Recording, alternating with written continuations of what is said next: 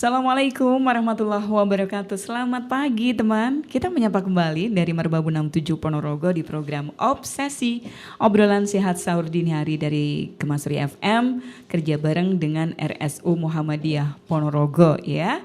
Apa kabarnya semuanya? Semoga tetap sehat, semoga tetap baik ya. Yang kemarin-kemarin pengen jadi punya cita-cita, pokoknya nanti selepas puasa, mudah-mudahan berat badan saya menurun. Mudah-mudahan masih ingat ya dengan tema itu berarti ya. Ya, temanya masih juga soal mengenal diet puasa atau intermittent fasting bersama dengan Mbak Rahma Putri Ardianti SGZ ahli gizi dari RSU Muhammadiyah Ponorogo. Mbak Rahma apa kabar? Alhamdulillah Mbak sehat seperti kemarin. Nah seperti kemarin, gimana cita-cita, kita teruskan cita-cita kita ya. Mari kita bahas cita-cita. Maksudnya cita-cita saya bukan cita-citanya Mbak Rahma, kalau Mbak Rahma kan juga. langsung. Nah sebelum gitu saya pengen tanya ini ya sekaligus ya. Jadi seringkali ibu-ibu itu juga mudah-mudahan nanti selepas puasa berat badan saya bisa normal, nggak seendut sekarang. Tapi kenapa Mbak? Tiba ini baru juga misalnya Idul Fitri hari yang kedua atau hari yang ketiga sudah bengkak dan melar lagi. Nah, apa kira-kira penyebabnya? Penyebabnya pasti mungkin di beberapa sesi yang kemarin udah dijelaskan ya. Jadi kalau asupannya itu berlebih dari kebutuhannya, otomatis bakal ditimbun lagi dalam bentuk lemak. Jadi kenapa kok pas mungkin di lebaran kedua atau ketiga gitu kan udah melar lagi timbangannya ke kanan lagi gitu ya Mbak. Kan? Mungkin karena pada saat lebaran itu kan banyak cemilan itu ya Mbak ya. Padahal kalorinya itu tinggi-tinggi. Jadi seperti tepung-tepungan, kue-kue gitu kan. Keripik-keripik gitu ya biasanya ya Mbak ya buat cemilan itu. Nah itu kalorinya lumayan tinggi banget karena misalnya kita ambil yang paling paling tren saat lebaran itu kan kuenya kue nastar, terus putri salju gitu kan, putri salju, putri malu, apa itu ya, castaño itu ya. Itu kalorinya padat banget Mbak. Jadi kalau itu makan mungkin 3 keping itu mungkin kalorinya sudah mendekati 1 piring nasi bisa. Jadi makanya kalau apalagi kan biasanya enak gitu ya Mbak ya. Terus nggak bisa berhenti. Nah mungkin bisa. Terus belum lagi sama gula-gulaannya. Misalnya kalau kita ke rumah orang dikasih sirup atau gimana kayak gitu. Cao apalagi ya Allah. Nah cao itu. Membayangkan cao saya. Makanya cepet banget. Cepet banget naiknya nanti Mbak. Padahal itu susah banget loh Mbak dikontrol. Iya. Apalagi pas lebaran kan nggak enak juga. Biasanya ini sebagai saksi nanti kalau misalnya pas di sana ya, maksudnya waktu nanti di akhirat gitu ya. Kalau misalnya kita mau nyicipin kue-kue yang disediakan oleh tuan rumah itu sebagai saksi ayo gitu. Kalau sudah digituin coba kita gimana mau nolaknya? Susah ya Mbak ya. Kan? Kalau gitu dihitung aja berarti kalau tadi misalnya ya Bu ya. Imbangannya gimana kalau begitu? Kalau gitu nanti tipsnya gini, mungkin waktu buat saksi gitu ya Mbak ya. Ini ambilnya satu aja, satu keping itu. Terus nanti kan biasanya kan 1 hari banyak tuh kunjungannya. Nah itu kira-kira tadi dikalikan. Nah, tadi udah makan misalnya 6 keping, berarti udah 6 porsi nasi. Mungkin udah sekitar 300-400 kalori. Sementara hari ini kebutuhan saya sekitar 1.300, berarti kurangnya berapa gitu. Jadi harus dikurangi. Sisanya di lain hari. Kalau misalnya sudah terpenuhi gitu kan. Oh hari ini tadi udah makan banyak banget, udah 1.200 kalori gitu kan. Udah habis jatahnya gitu. Berarti nanti malam gak makan Mbak, minum air putih aja gitu. Imbangannya bisa gak? Maksudnya diimbangi dengan apa agar walaupun misalnya pas saat lebaran kita bisa bersilaturahmi dengan enak. Tapi juga artinya berat badan kita gak terlalu membengkak seperti itu Mbak.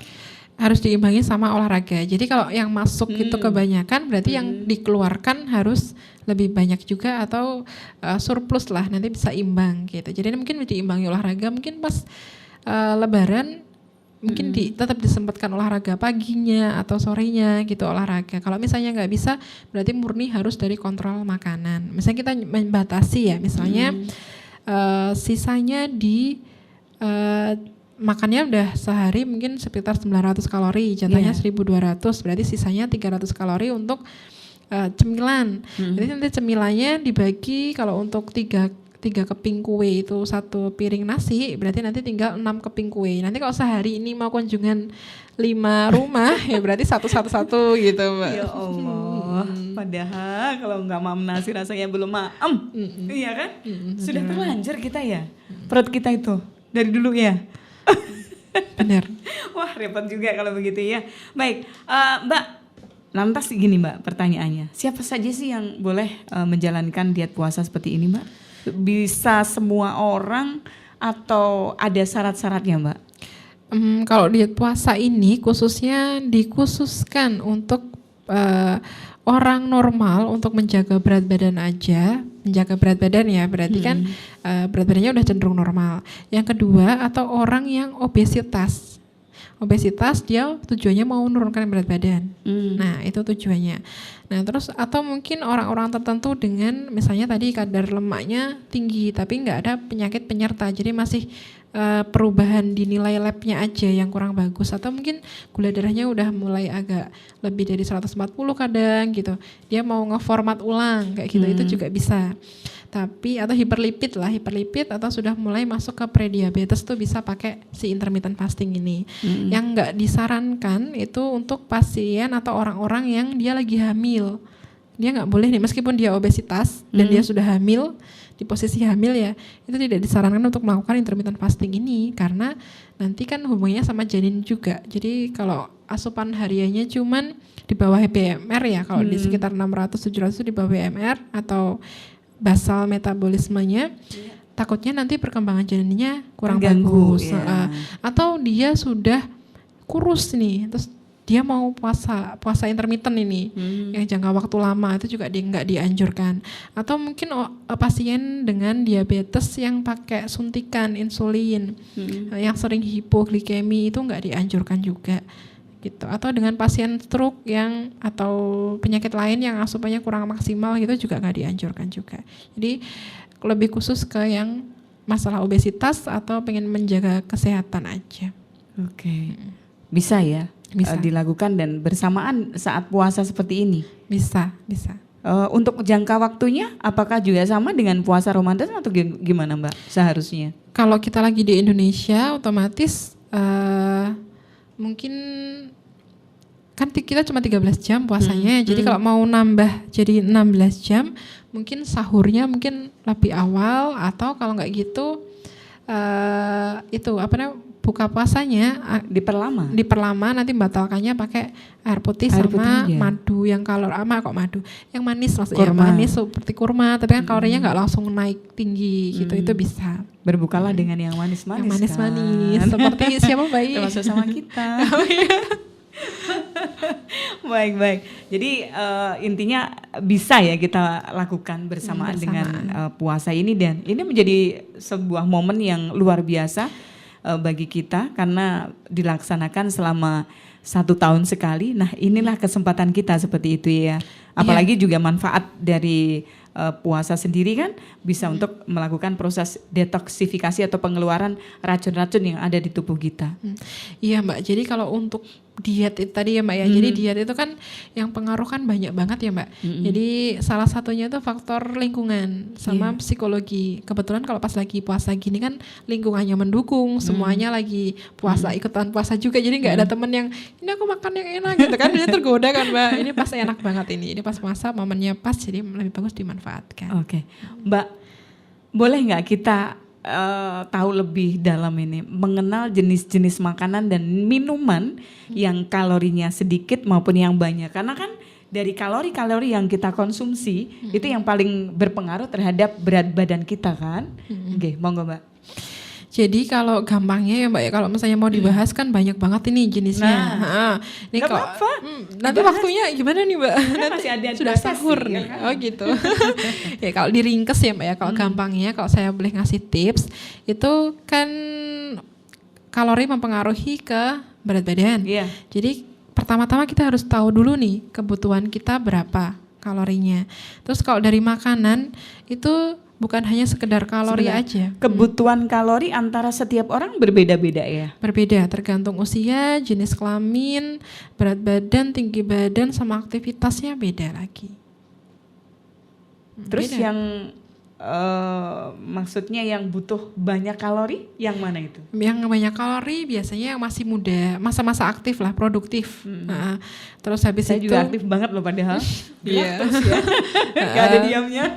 Atau atlet-atlet itu biasanya dia perlu atlet atau orang yang habis operasi atau cedera-cedera gitu biasanya butuh kalori yang lebih banyak untuk masa-masa penyembuhan atau untuk atlet menjaga ototnya itu aktivitasnya kan juga berat juga. Oke, baik. Terus kalorinya apa saja Tadi ya makanan dan ya. minuman ya. Jadi kalau makanan itu yang diem-diem menghanyutkan ya Mbak, itu tuh lemak. Memang lemak sama gula. Kalau lemak itu lebih ke 1 sendok makan minyak itu kalorinya hampir setengah centong nasi. Bayangin Mbak, setengah centong nasi kan kurang lebih kan kita 50 gram. Atau minum minyak. Tapi Mbak, tapi kan weci enak kan Mbak ya? Weci. Itu kan diem-diem minyak itu. Nah, iya itu. Nah itu. Kira-kira 1 sendok makan minyak kan dipakai buat apa kan Mbak? Susah kan? Jadi mentok.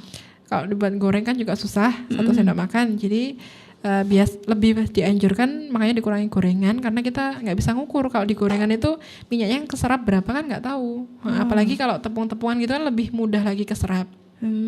Terus kayak kue-kuenan itu kan padat kalori, ada tepungnya, ada susunya, ada minyaknya, margarinnya kayak gitu. Jadi semakin banyak komposisinya dalam satu jenis makanan berarti kalorinya kemungkinan juga lebih banyak lagi. Beda kayak sayur itu kan ya udah sayur kan hampir kalorinya dikit banget, 1 gelas aqua itu Mbak full sayur itu kalorinya cuma 50 gram aja.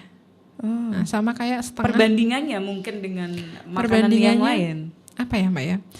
Sama nasi ya. Misalnya kita pakai nasi itu 1 centongnya atau 3/4 gelas itu gelas aqua ya, itu kalorinya sekitar 175 sampai 178. Nanti kalau misalnya si sayur 1 gelasnya itu cuman 50 gram aja. Jadi selisihnya kan banyak. Sama-sama. Banyak banget bedanya ya. Terus tipsnya meskipun tadi itu ya, kedua gula itu juga Mbak, gula itu kalorinya juga banyak. Terus kedua dia itu bikin inflamasi juga. Jadi kalau ada inflamasi itu maksudnya peradangan. Jadi kalau selain milih kalorinya udah bener nih. Aku tak makan ini aja lah, gorengan sama manis-manis. Yang penting kalorinya sesuai nih sama kebutuhan. Gitu kan kadang-kadang. Tapi kalau jenisnya juga salah yang dipilih, misalnya dia tadi konsumsi kebetulan ya, yang dikonsumsi itu yang bikin peradangan. Jadi seperti minyak-minyakan, tepung, gula, itu juga sama aja dia bakal akan memicu penumpukan lemak juga yang berlebih nanti. Kadang-kadang memang ada yang misalnya ini kalangan mas-mas ya, saya nggak buka puasanya nggak kok nasi dan sebagainya, sayur enggak, cuman ngopi kemudian sama gorengan. Padahal di situ juga ternyata banyak ya kalorinya ya Mbak di situ. Banyak, terutama gorengannya, karena yang diem-diem tadi loh Mbak, yang si minyak itu tadi, itu kalorinya banyak, meskipun dikit. Oke. Nah ini ada satu pertanyaan lagi, mungkin nanti jawabannya juga agak panjang ini. Ada beberapa sumber karbohidrat kan, ada misalnya ya roti, kayak orang luar negeri sih, kemudian ada yang dikasih selai, kemudian ada nasi, kentang, kemudian juga ini ya ketela dan sebagainya. Benarkah kentang itu yang paling sedikit kalorinya Mbak? Bukan paling sedikit sih, tapi karena kentang, sebenarnya bukan kentang aja sih Mbak, kan ada juga ubi, bukan kok lebih sedikit kalorinya, tapi dia lebih banyak seratnya kan, dia nggak terlalu banyak diolah, gitu. Jadi kenapa alasannya milih kentang? Sebenarnya nggak harus kentang sih Mbak. Misalnya mau makan ubi juga nggak masalah. Makanya itu. Misalnya mau makan nasi jagung nggak masalah juga. Jadi salah sih itu. Tergantung kentangnya yang dimakan juga seberapa. Oke, gitu. Nanti kita akan lanjutkan ya. Masih di program Obsesi, obrolan sehat sahur dini hari dari 94,2 Gemasri FM.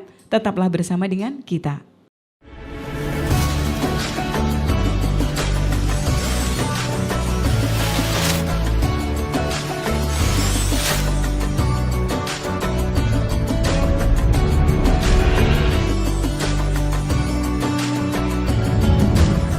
Baik teman, kita lanjutkan perbincangan kita bersama dengan Mbak Rahma Putri Ardianti SGZ, ahli gizi dari RSU Muhammadiyah Ponorogo, di perbincangan obsesi obrolan sehat sahur dini hari Gema Suri FM bersama dengan RSU Muhammadiyah Ponorogo.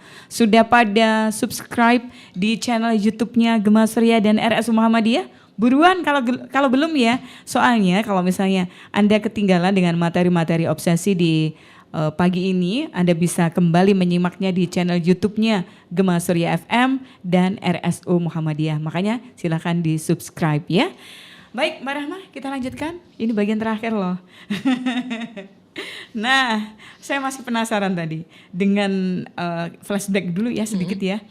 Soal jenis-jenis makanan dan minuman yang istilahnya kalorinya rendah maupun yang tinggi yang sekaligus bisa kita gunakan sebagai pedoman dalam menjalankan diet puasa ini. Monggo Mbak.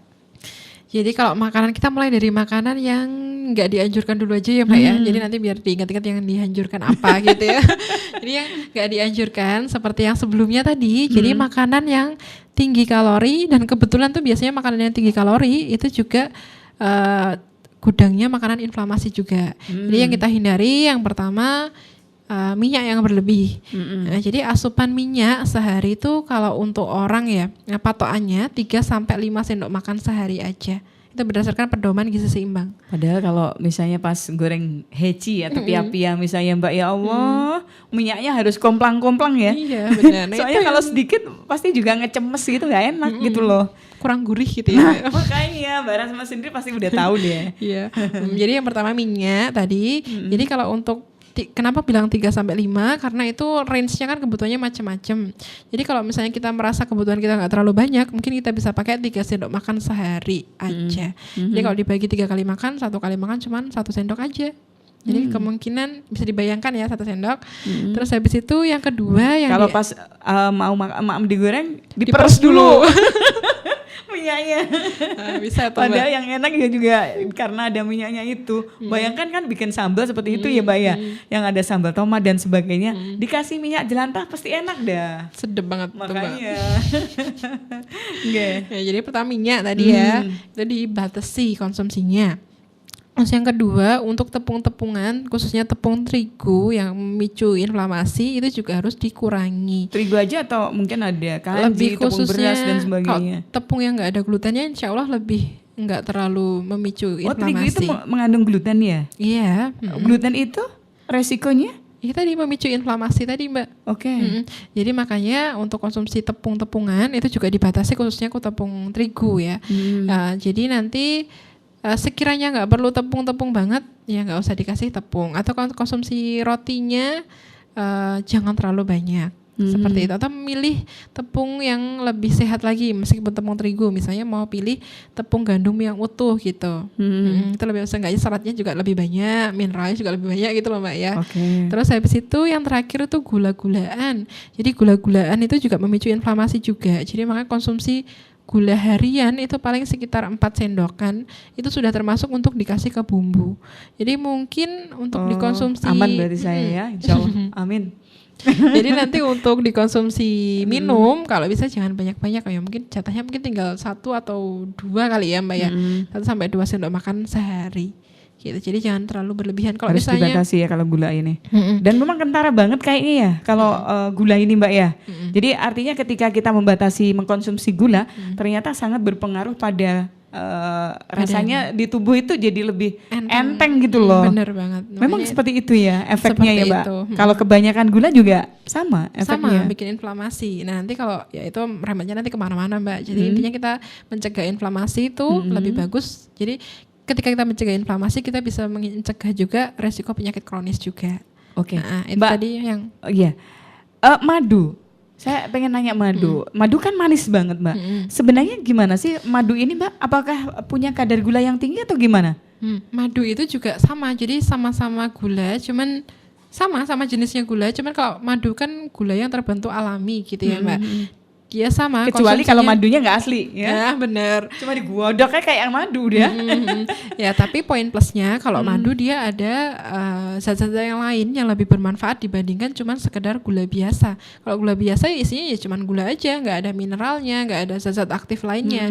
Kalau madu dia masih ada zat aktif yang lainnya. Bahkan tapi tetap konsumsi madu juga dibatasi sehari. Jadi bukan hanya madu, buah itu juga dibatasin. Makanya kalau di isi piringku ya panduan gizi seimbang, buah itu konsumsinya juga nggak banyak-banyak karena kenapa di dalam buah juga ada gula. Meskipun dia gula alami, tetap sama aja dia gula. Jadi Semua buah mengandung gula juga atau jenis buah-buah tertentu yang kadar gulanya tinggi nih Mbak? semua buah kan mengandung gula, makanya konsumsinya hariannya dianjurkannya cuma 2 sampai 3 aja. Di panduan gizi seimbang gitu. Jadi tetap meskipun buah itu sehat, madu itu juga lebih banyak plusnya daripada si gula, tetap konsumsinya harus mengikuti panduan isi piringku atau tumpeng gizi seimbang. Karena sama isinya juga gula. Baik, kalau minuman? Kalau minuman, nah ini yang biasanya paling banyak gulanya itu kan biasanya di sirup-sirup kayak gitu ya Mbak ya, makanan kemasan, minuman kemasan, soda-soda itu kan banyak banget gulanya. Belum sama pengawetnya juga kayak gitu, belum pewarnanya gitu. Jadi mending sama-sama milih minuman yang manis, mending yang bikin sendiri tapi tetap panduannya gulanya sesuai dengan anjuran isi piringku atau gizi seimbang. Baik. Gitu. Sering kali pas lagi puasa misalnya itu menggunakan susu kental manis. Sebenarnya gimana sih? Nah, susu kental manis itu ternyata Itu gula. dia manis banget Mbak. Namanya juga udah kental manis ya, Nah Mbak. makanya itu. Ya, jadi kalau untuk susu kental manis itu gulanya banyak, terus lemaknya juga banyak.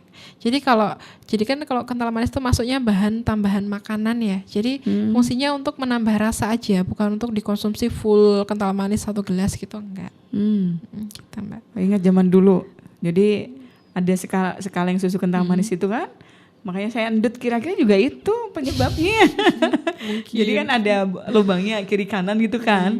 Disedot itu sampai habis. Bayangin. Oh iya? Wah. Ya karena mungkin saya belum ngerti ilmunya kan ya. Beda dengan sekarang, mungkin banyak belajar sama Mbak Rama juga Ya, kan. saya juga belajar juga ini. Ya. Baik. Nah, ini Mbak, kita udah mengenal diet puasa, kemudian panduannya juga seperti apa. Ada nggak efek sampingnya? Mungkin yang terburuk kayak gimana sih sebenarnya? Dari efek samping diet puasa. Nah, kebetulan kalau diet puasa ini dijalankan sesuai dengan aturan dan yang melakukan itu orangnya kategorinya normal ya Mbak ya, bukan dengan berpenyakit tertentu. Itu dari hasil penelitian yang sudah systematic review itu aman. Jadi ketika kita berpuasa ternyata beneran yang dibongkar tuh beneran cadangan lemaknya, bukan si massa otot atau bukan si massa tulang. Jadi beneran yang dibakar itu massa lemak. Karena memang prinsip kerjanya si intermittent fasting itu tadi. Jadi ketika kita nggak makan sama sekali, insulin kan rendah banget ya Mbak. Ketika insulin rendah, otomatis tubuh itu akan mulai membakar lemak. Kayak gitu. Baik. Jadi resikonya sebenarnya minim gitu ya? Minim, bahkan dari penelitian nggak ada resikonya, kecuali kalau dia yang melakukan ibu hamil, itu beda cerita lagi. Oke. Mbak, butuh berapa lama sih sebenarnya seseorang agar yang mengalami obesitas misalnya ini bisa kembali ke berat badan ideal seperti itu Mbak? Kalau dia menjalankan diet puasa ini, ya siapa tahu mungkin setelah menjalankan puasa Ramadan masih bisa menjalankan itu atau melakukannya lagi karena terobsesi dengan ini. Jadi kalau untuk berapanya tergantung kelebihannya berapa. Jadi tiap orang nggak sama. Misalnya ada yang kelebihan 5 kilo, ada yang kelebihan 10 kilo. Nah itu waktunya nggak bisa disamakan. Jadi kan kalau misalnya mau menerapkan intermittent fasting, dia kan harus berbarengan sama defisit kalori ya Mbak ya. Dan kalau kita bisanya ngitungnya dari defisit kalorinya aja. Jadi dari defisit kalori setiap 300 kilokalori makanan itu bisa menurunkan 0,5 kilogram badan selama 2 minggu. Atau gampangnya kalau kita defisit sekitar 500 sampai 600 kalori itu 2 2 minggunya bisa turun 1 kilo. Jadi tinggal kelebihannya berapa? Misalnya kelebihannya 4 ya.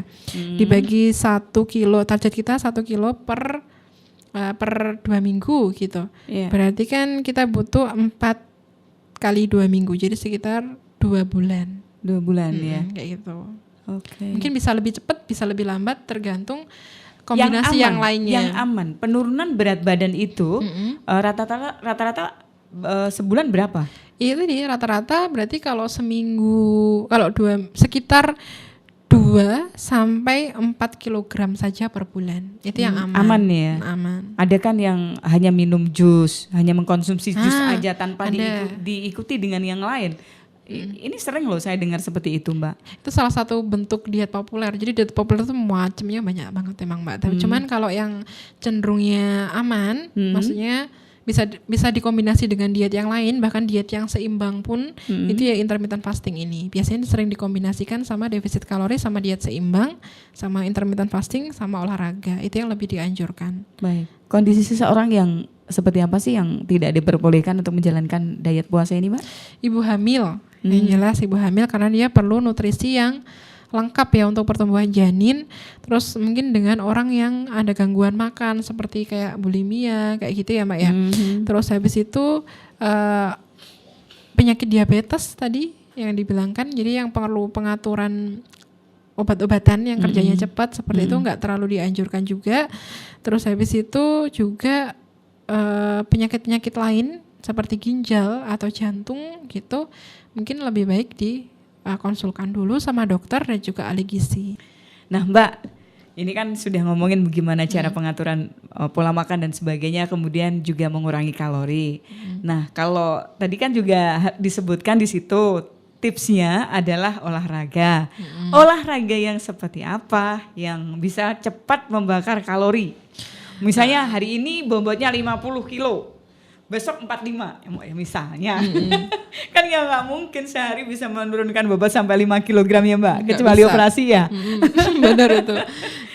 Jadi kalau olahraga itu yang paling cepat gitu nggak ada, Mbak. Jadi olahraga tuh menyesuaikan dengan kebutuhannya dan kondisinya pasien. Kalau olahraga sendiri kan ada 2 ya, aerobik sama kardio. Kalau kardio tuh lebih kayak yang memacu jantung seperti loncat-loncat, seperti naik turun tangga kayak gitu ya.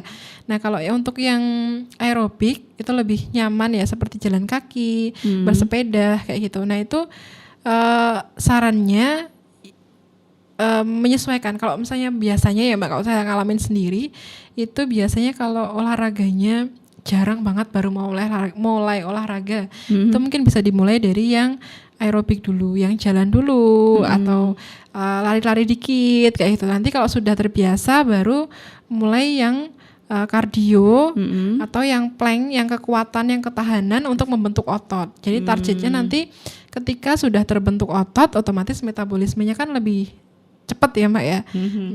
Lebih banyak, yaitu bisa menurunkan berat badan juga lebih cepat. Gitu. Jadi menyesuaikan juga kondisinya. Nggak bisa yang paling cepat gitu, nggak bisa. Tiba saya berharap tadi ada tipsnya. Pokoknya ini besok langsung kecil gitu. Bisa. Memang semuanya butuh proses kan butuh ya. Butuh proses. Baik. Nah ini di penutup, Mbak. Ada tips dan triknya kalau misalnya kita pengen menjalankan diet puasa di musim atau di bulan puasa sekarang ini. Jadi dua-duanya dapat, ibadahnya dapat, kemudian juga berat badan ideal dapat tipsnya. Sebagai penutup ini. Tipsnya mungkin puasanya harus istiqomah ya, full sebulan. Terus tadi kecuali ibu-ibu sama remaja putri kan. Benar, iya benar. Terus sama tadi hindari makanan inflamasi tadi. Hitung kalorinya yang masuk sesuai, nggak berlebihan. Terus yang kedua, pilih makanan yang sehat ya, yang banyak sayurnya. Kalau untuk dewasa ya, lebih banyak sayurnya sama protein. Jadi harapannya nanti lebih kenyang, nggak pengen makan yang macem-macem. Terus yang terakhir minumnya cukup ya. Kalau bisa minimal ya 8 gelas sehari itu untuk orang normal. Tapi boleh ya misalnya ngonsumsi teh dan sebagainya, cuman dibatasi gitu ya? Dibatasin, tadi kan ada anjurannya tadi. Itu aja. Oke, sayuran kalau gitu. Mas iya. mumpung ingat Ingat. sayuran yang dianjurkan ini, Mbak. Kalau sayuran Bagus. itu sebenarnya seharinya itu kurang lebih anjurannya 3 sampai 5 porsi. Nah, satu porsinya itu 100 gram. Kalau diukur gitu sekitar 1 gelas aqua itu apa sayur itu 100 gram. Jadi sehari 3 gelas berarti 3 gelas sampah sayur ya Mbak ya. Berarti kalau sekali maamnya 3 kali berarti ya 1 gelas. Nah, dari komposisinya biasanya dari 1 gelas itu kita pakai serat yang kasar yang tugasnya membentuk volume feses. Itu kita cuma pakai 1/3 gelas aja. Biasanya dari dedaunan itu yang biasanya seratnya Rambanan. kasar, itu biasanya kita pakai cuma 1/3 gelas aja. Nanti yang 2/3 gelas lebih banyak ya. Itu kita pakai yang lebih banyak serat larutnya. Tujuannya untuk mengikat lemak, membersihkan pencernaan. Serat larut apa itu? Serat larut itu serat yang ketika Contohnya? dimakan itu nanti di dalam pencernaan tuh lebih kayak bentuk gel gitu loh Mbak. Itu untuk mengikat lemak, mengikat sisa-sisa tepung seperti itu. Nah contohnya itu bisa ada di wortel yang lembut-lembut seratnya, labu. Kalau nggak gitu ada di alpukat, itu lumayan banyak. Wortel tuh tapi juga banyak. Yang paling gampang sih ya di wortel, alpukat, ubi-ubian itu kadang-kadang juga ada. Mungkin kentang kan juga termasuk ubi ya kan ya Mbak ya. Jamur itu juga banyak serat larutnya juga. Gitu. Mbak Rahma matur suwun sudah bersama dengan kita di pagi ini. Sehat-sehat ya Mbak ya. Salam buat Amin. teman-teman di RSU Muhammadiyah Ponorogo. Kalau misalnya pengen konsultasi gimana caranya ke bagian gizi RSU Muhammadiyah? Nanti kalau misalnya mau konsultasi ke poligisi, misalnya pasien umum gitu ya Mbak, langsung mau ke poligisi aja bisa, nanti tinggal ke pendaftaran terus minta daftar ke poligisi. Kalau misalnya sudah dengan penyakit tertentu dari poli lain, nanti mungkin bisa dirujukkan ke poligisi gitu juga bisa. Kalau mau catering juga bisa ada nomor online-nya, nanti bisa dipantau di media sosialnya RSUM, bisa ada nomornya, nanti bisa menghubungi juga untuk dietnya, catering dietnya maksudnya. Yang jelas bayar ya. Bayar. Baik teman, sampai di sini program Obsesi Obrolan Sehat Sahur Dini Hari Gemasri FM bersama dengan RSU Muhammadiyah Ponorogo. Kita berdua pamit, terima kasih dan assalamualaikum warahmatullahi wabarakatuh.